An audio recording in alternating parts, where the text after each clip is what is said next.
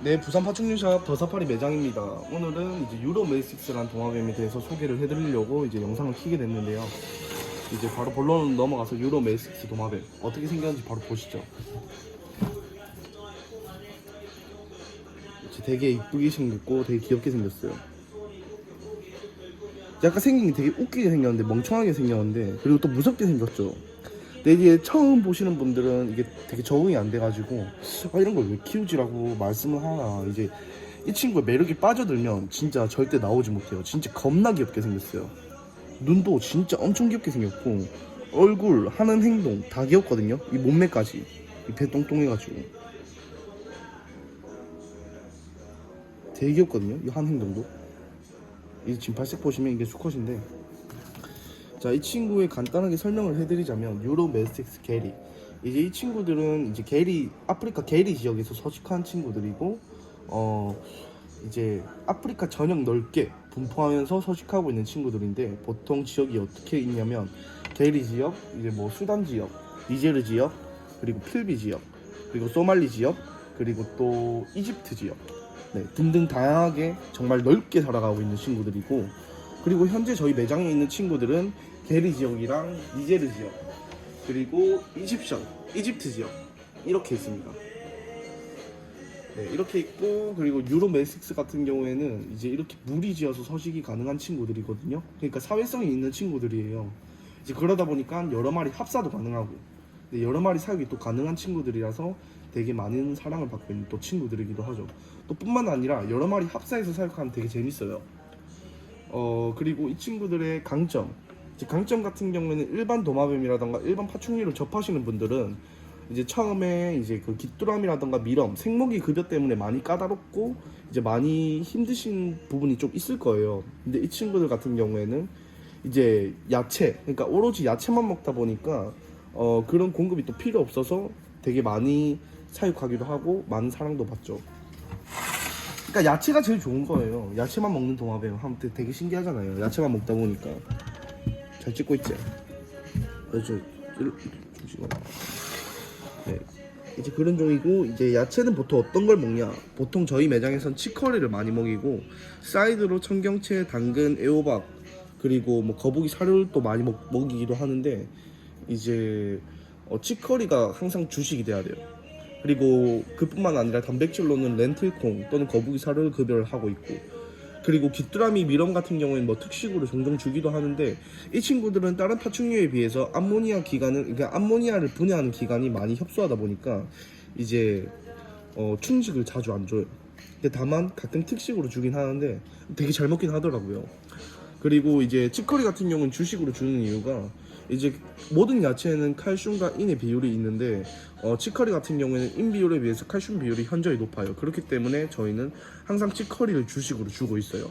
그뿐만 아니라 이제 사이드로 청경채라던가 애호박이라던가 당근을 주고 있는데, 이제 당근 같은 경우에는 인 비율이 굉장히 높은데, 이 인 비율이 뭐냐, 이제 칼슘을 섭취하는 데 있어서 방해하는 효소하는 이제 성분 중 하나인데, 이제 당근 같은 경우에는 대신 이제 다만 비타민이 다양하게 복합적으로 이제 함량돼 있어요. 뭐 비타민 A, 비타민 B, 비타민 D 뭐 이런 식으로 다양하게 함량돼 있다 보니까 뭐 특식으로 가끔씩 주긴 하고 있고요. 그리고 그뿐만 아니라 애호박이랑 청경채도 있는데, 이제 애호박 같은 경우에는 식이섬유라던가 열량이 되게 높기 때문에 개체들이 먹었을 때 많은 포만감을 느낄 수 있어요. 이제 그래서 가끔씩 이제 급여를 하고 있고요. 청경채 같은 경우에는 단점이 요산이라던가 요석이 조금 많이 쌓여요. 다만 이제 이 친구도 이제 칼슘 비율이 굉장히 높기 때문에 준다, 이제 그렇게 생각을 하시면 될 것 같고요. 자, 이쪽에 있는 것 좀 찍어보자면, 자, 이 친구들이 이제 살아가기 위해서 필요한 용품들이라던가 서식지 환경을 좀 말씀드리자면, 되게 높은 고온을 유지하는 친구들이고 이제 높은 온도를 요구하는 친구들이에요. 그러니까 뭐 서식지 온도 같은 경우에는 50도에서 뭐 60도까지 올라가는 경우도 있는데, 이제 그 온도를 조금 약간 우리가 구현시켜 주자고 하자면, 이렇게 온도가 조절이 가능한 사육장이 이제 구비가 되어 있어야 돼요. 뭐 유리 사육장, PB 사육장, 원목 사육장, 포맥스 사육장 다양하게 있지만, 저희 매장에서는 이제 포맥스 사육장을 이제 가성비뿐만 아니라 간단하게 사육하고 있고요. 그리고 판매도 하고 있어요. 포맥스 사육장이 많은 파충류 집사분들한테도 애용하고 있는 이제 사육장이기도 하고, 많이 판매 중이기도 하고, 굉장히 많은 사람들이 찾는 사육장이기도 하죠. 니도 이 포맥스 사육장 있지 않나? 네, 있습니다. 온도 조절하기 가장 적합한 사육장이고 저렴한 사육장이 뭔 것 같은데 이 바로 생각이. 이사육장. 맞나? 그래, 오케이.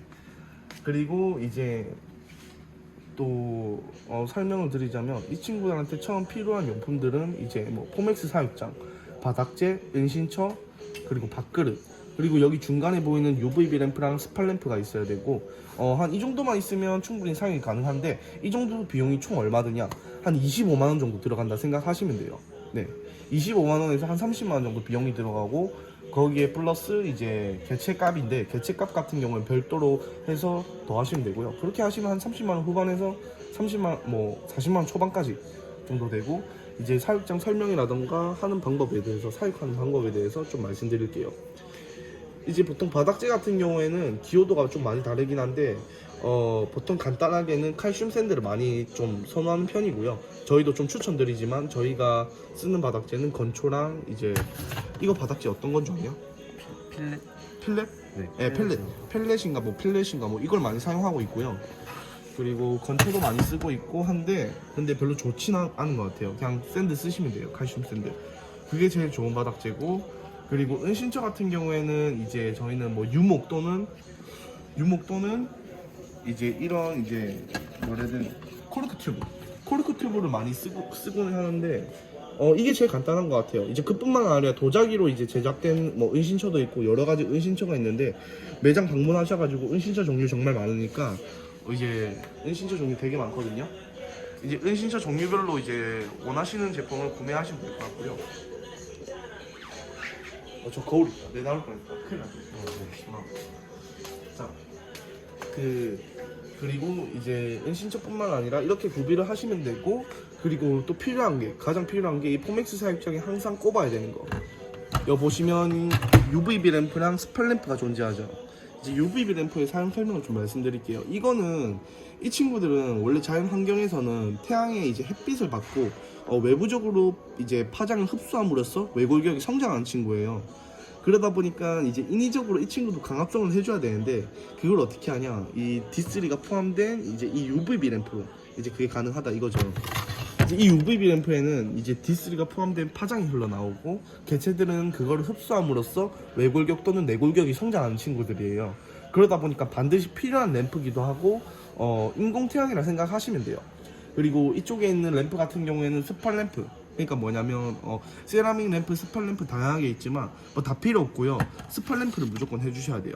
왜냐면 스팟 램프가 왜 필요하냐면 일단 사육장 환경을 이제 온도를 조절해주는 램프이기도 하고 이제 세라믹 같은 경우에는 이제 전구 자체가 데워가지고 열을 발산하는 거고 이거는 필라멘트 심지에 발화해가지고 빛을 발산하면서 열을 데우는 거예요. 그러니까 서로 다른 구조로 이제 열을 데워지는데 이 램프에는 이제 안에 필라멘트란 심지가 있는데 매우 작은 산소 주입량으로 인해서 그 필라멘트가 발화가 돼요. 근데 그런데 거기에서 이제 빛을 발산하는데 이 지면이 따뜻하게 데워지거든요. 그럼 개체는 여기서 이제 그 일광욕을 함으로써 이제 개체들의 체온이 또 올라가고 여기 보시면 지면이 따뜻하게 데워지거든요. 근데 세라믹 같은 경우에는 이제 그게 안 돼요. 그러다 보니까 스팟 램프가 항상 필요하고 이 정도만 구비를 해주시면 되고 그리고 이 친구들의 이제 먹이 설명했죠. 그리고 또 필요한 게 칼슘제 멀티비타민이 있는데 이제 칼슘제 멀티비타민 같은 경우에는 저는 칼슘제는 주 2회 정도 뿌려주고 있어요. 그리고 멀티비타민은 주 1회 정도 뿌려주고 있는데 이제 멀티비타민 같은 경우에는 되게 다양한 영양소가 포함되어 있는 이제 영양제이기 때문에 개체들이 먹음으로써 이제 체질 자체가 건강하게 개선이 돼요. 그렇기 때문에 반드시 필요한 영양소 중 하나고요. 그렇기 때문에 입문자들 뿐만 아니라 모든 파충류를 키우시는 분들한테 이제 제가 항상 추천을 해주는 용품이에요. 그리고 그뿐만 아니라 칼슘제가 있는데 칼슘제 같은 경우에는 말이 뭐예요? 진짜 무조건 사야 돼요. 무조건 사야 되는 이유가 이 친구들은 성장하면서 필요한 매개체가 칼슘인데 그게 부족하면 MBD 질병이라던가 파충류의 고질병, 그 MBD 질병 그게 걸리기 되게 십상이거든요. 그게 어떤 질병이냐면 이제 내골격이랑 외골격이 뒤틀려가지고 영구적으로 기형이 생긴 질병을 말하는데 근데 파충류는 그 질병이 굉장히 잘 걸려요. 그렇기 때문에 항상 반드시 칼슘제를 무조건 먹여주셔야 되고 이런 분들이 굉장히 싫더라고요. 파충류를 키우는 자세가 안 돼 있는 분들인데 용품이 비싸다 해가지고 개체만 키우고 싶고 그러니까 개체만 데리고 가고 용품은 뭐 알아서 자기들이 키우는데 그런 기본 지식이 안 돼 있어요. 그러면 키우시면 안 돼요. 어느 정도 이제 샵에서 말하는 걸 어느 정도 수용하고 수긍을 해야지 그게 사육이 되는데, 그러니까 여러 번 사육해본 베테랑이라면 뭐 말을 안 해요. 근데 입문자분들이, 초심자분들이 비용이 너무 걱정된다고 이 친구들을 알아서 비용을 맞춘다고 해가지고 하는데, 차라리 그럴 거면 안 키우는 게 맞아요. 안 키우는 게 맞고, 어느 정도 비용이라던가 그 금전적인 부분이 수긍이라던가 수용이 돼야지 이 친구를 키우실 수 있어요. 만약에 그게 걱정되신다고 하시면 차라리 키우지 마세요, 파충류는. 네. 그리고 이쪽에 있는 친구들은 이집션. 얘 되게 빡빡하네. 이집션 되게 귀엽죠.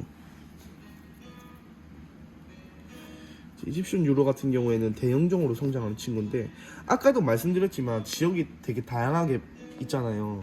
근데 이집트 같은 경우에는 되게 가혹한 사막이거든요. 이제 그러다 보니까 그 자연의 환경에 맞게끔 개체들이 이제 세대를 걸쳐가지고 진화하다 보니까 사이즈가 몹시 커요.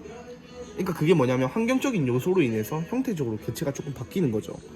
근데 어떤 생물이든 그게 다 과학적 근거가 있는 논문에도 기재가 돼 있는 사실이고, 지금 보시다시피 이제 니제르 지역 같은 경우에는 소형 또는 중형으로 성장하잖아요. 근데 똑같은 토마시 같은 종은 이제 소형으로 성장하고, 그게 개체가 내가 그렇게 크고 싶으니까 그렇게 크는 게 아니고 환경적인 영향소로 인해서 이제 많이 개체들이 그렇게 바뀌는 거예요. 그러다 보니까 이제 보통 입문자들한테 추천드리는 종은 중소형으로 성장하는 니제르 지역 친구들 또는 게리 지역 친구들, 이런 식으로 많이 추천하고 있고요. 유로메식스 이 친구도 굉장히 귀엽고 강점 많은 친구들이에요.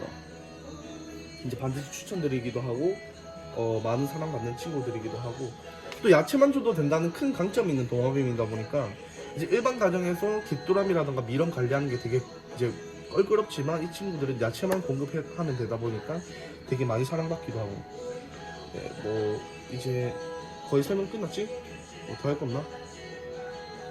얘들한테 또 필요한 게 뭐가 있을 것 같나? 다 설명한 거. 다 설명한 거. 다 설명한 거 같나? 네, 이 정도 설명하고 마치겠습니다. 부산 파충류샵 더사파리 매장이었습니다. 지금까지.